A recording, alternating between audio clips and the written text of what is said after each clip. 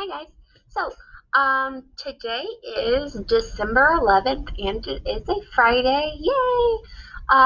The reason I am posting this video early as well, which is what I did last week too for day 6, is because we won't end up having another day 6 before our Christmas break. So, my goal is to have my day 6 kiddos, which would be any kid I have or I'm supposed to have for today, December 11th, Friday, to hopefully finish this project. So the rest of my kids had only just started drawing this. So hopefully last day 6, you saw my video for drawing the Christmas elves. If you haven't, then we'll go back and we'll watch that one first today, and then we will do this part today. Now, if you aren't one of my day 6 people, don't worry about any of this. I just wanted to show you really quickly that this is day 6, and then we'll have 1, 2, 3, 4, 5, and then we're going to be we're going to leave, we're not going to be back these 2 weeks for the Christmas break. So that's why I'm wanting to try and help you guys get this finished before we leave for Christmas, so you don't come back after Christmas still doing like Santa or Christmas elves or stuff like that. So you can take it home with you for the break. So let's go ahead and get started, and we'll look over here at our beautiful drawings. So last week, I think it was actually last Friday. I'm not sure, I'd have to look. So last time we did our elf drawing, and I have drawn both a boy and a girl. And if you were doing a girl, I know my video showed you how to draw the boy because I'd already drawn the girl as our finished example. So if you were trying to do the girl, the only thing that you needed to change was add eyelashes. Probably don't add such thick eyebrows because girls usually don't have quite thick eyebrows. And then the hair. So the boy had the shorter hair and then the girl had the longer hair, right? Now, what we will need today is at the very least some crayons. So you'll want to make sure that you have these because we're going to be coloring. I'm going to have a couple of markers as well. So I have red and green markers, which are our Christmas colors. They're also complementary colors, so they typically will look really nice together. If you've ever heard the word compliment, it means that you say something nice about somebody else, and that's what these two colors do. They say nice things about each other. They look really good together. So the last thing that I do have is a cotton ball. If you are at home, hopefully one of your grown-ups can get you one. If you don't have a cotton ball, you can skip this step. So I have one cotton ball and a thing of glue. And I'm just planning to put my little cotton ball up here in the little pom-pom for her hat. So that's all that's going to be for. And if you don't have one of those, that's fine. You can skip that step.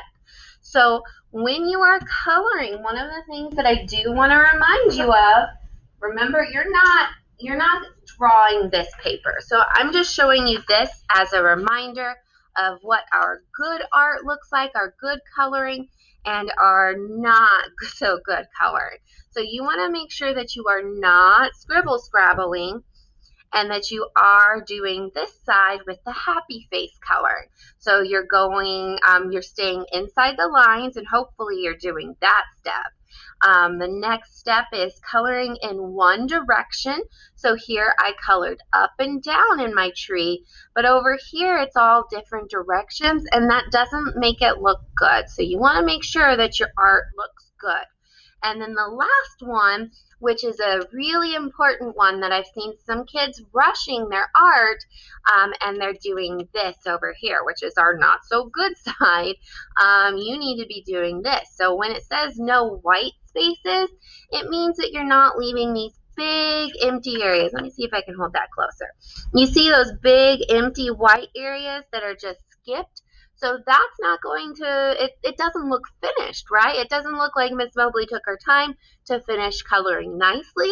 So over here, is what you want to be coloring like. So make sure that you're on this good side, not on this not so good sad face side. So you want these happy face colorings. So let me go ahead and move this. When I'm coloring, let's go ahead and see. What should I start with? Maybe I'll start with her hair.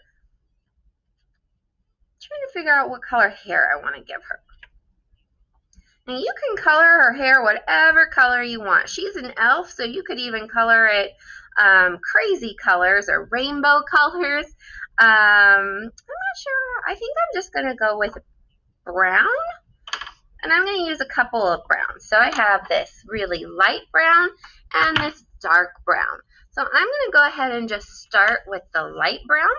And again, you'll see me, I moved my paper so it'll be a little bit easier for me to go up and down at this angle. And then I'm just staying inside the lines, up and down, coloring nicely. Another thing that my sheet doesn't talk about where I'm showing you coloring nicely is pressing hard. So you do not have to press hard. You can press lightly like I'm doing here, and it'll still end up looking really nice. So don't worry about pressing super hard. It doesn't have to be. You don't have to be like crushing your crown into the paper. So don't hulk out on your crown. Just make sure that you're coloring nicely. So I usually go about to the edge, and because I don't want to worry about going outside my lines, I stop there. And now you can see that I'm kind of touching up that area. And then I'll do this side as well. And her hair actually comes down here behind her arm. So I'm going to color in this whole area as well. And I'm just going to say that she has really long, beautiful brown hair. And I'm taking my time to make sure that I'm coloring in nicely. It's a little hard for you guys to see. There we go. The lights in my room get kind of bright, so I have to block them a little so you guys can actually see what I'm doing. And over here. And remember, if you make a mistake, it's not a big deal. So say you went a little too fast and you go outside the lines just a little bit. Just make sure you're not always making that same mistake. Because if you're always making the same mistake, that means that you're probably not trying that hard to get better. So just make sure you learn from those mistakes and you do better. Because that's what learning's all about. So I pretty much have this area colored in. Oh, I forgot this side over here. So I have some little hair up here coming out of the hat. And down here. Now you're going to see me coloring kind of quickly because I have to get to my class in just a minute. But just make sure you're going at your own pace, meaning you don't have to go as fast as me because remember, I've been coloring and drawing for a long time. So I've kind of learned to go a little bit faster, but you can just take your time. Now I'm going to add in with my darker brown here. Let's see if we can. Ooh.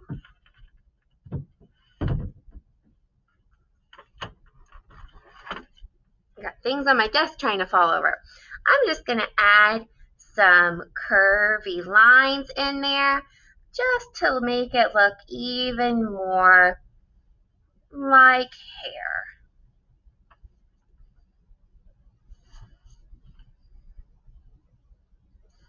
You don't have to do this step. It's just a nice step to add more detail.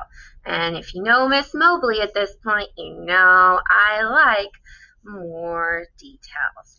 I think I'm just going to, in some of these areas that maybe it would get darker, like maybe the light can't quite hit here behind her head, maybe it's going to be a little bit darker. So I'm just going to go right over the top, adding another layer of this brown.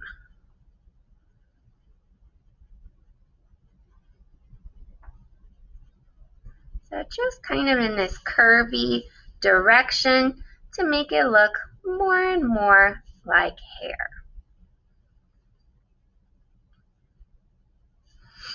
All right.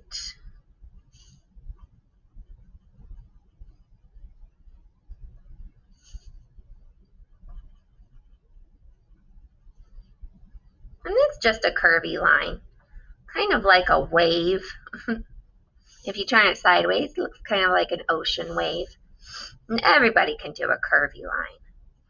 You could even do this as zigzag lines going up and down, but it would probably make her hair look more frizzy or maybe like messier. So you could that could be a good way to color the boys' hair, because when boys have shorter hair or when girls have shorter hair, sometimes it can be sort of like spiky, and zigzags will help you get kind of a spiky look. All right, so I think that's looking pretty good. Now, you don't need me to show you a video this whole time of me coloring this whole thing, so I'm just going to show you a couple of steps reminding you how to color nicely. And now I'm going to go ahead and move on to my red and green. So I kind of wanted to use red and green for her clothes, because the marker is going to be more vibrant and it's going to pop a lot. It's going to look really pretty. So thinking about pattern, we're going a different color each time. So we'll go red, green, red, green. Now when you use a marker, I keep having to move this. You want to go up and down. So I go up, over, and down. Just like that. So one, or you can just go one stroke at a time. But your goal with markers is to not go over the top again and again and again, because it will start getting darker and darker, and it could tear your paper. So you don't want to tear your paper, especially after you worked so hard on your beautiful art. So just take your time and color it in nicely. So I go kind of just with upwards, vertical, up and down, vertical strokes like that. And then I just touch up these little areas that I missed because I didn't want to go outside the lines there. So I'm going to skip this one because it's going to be green like our pattern, our Christmas color pattern. And I'm going to go on to the next one. One stroke at a time. And if you miss a little area, that's fine. We can go back to it in just a minute.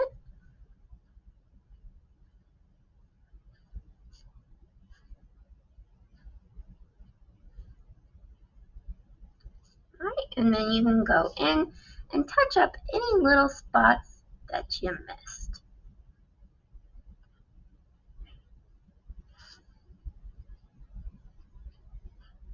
Now the difference between a crown and a marker is that that marker has that wet ink in it.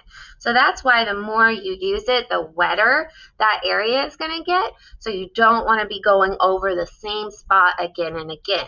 And you don't have to worry about that with crowns because they're not wet. They're a waxy, they're a colored wax. So you just put it, you can layer crowns all you want. And the same with colored pencil, but with marker you have to be a little more careful.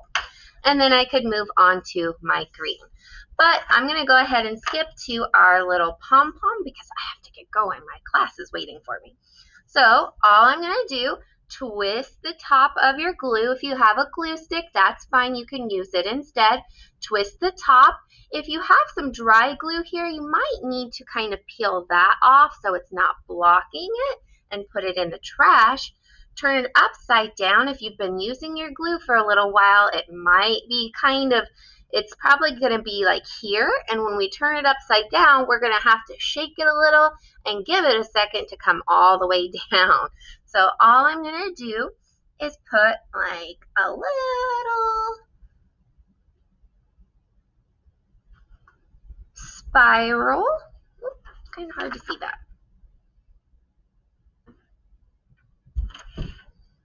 There we go. So you see my little spiral of glue? That's all we should need, or I could just put a couple of dots.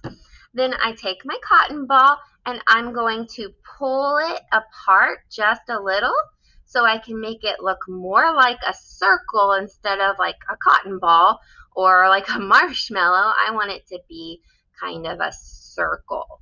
And I want it to be pretty fluffy. So if you tear it apart too much, that's okay. Just stick it back together, press it together, and then all we're going to do is put it right down on top of that glue, and we'll want to hold it there for a while. Now this is going to be the last step that you want to do because you want to make sure that you've colored everything first. So I'm skipping ahead just a little bit because I haven't colored these areas yet because I wanted to show you this last part before we stop the video. So then you'll have that nice little pom-pom at the top and it'll be all fluffy. Now don't play with it too much because even though we've put the cotton ball there, that glue is still a little bit wet, so we need to give it a chance to dry. So that's all we're doing today is making sure that you color your whole work, your whole little elf, and send me a picture so I can get you a grade, and then you'll be done. You can maybe give it to your grown-ups for a Christmas present or just hang it up as a decoration at home. All right, guys, I hope you enjoy this, and I can't wait to see your super cute elves. Bye, guys.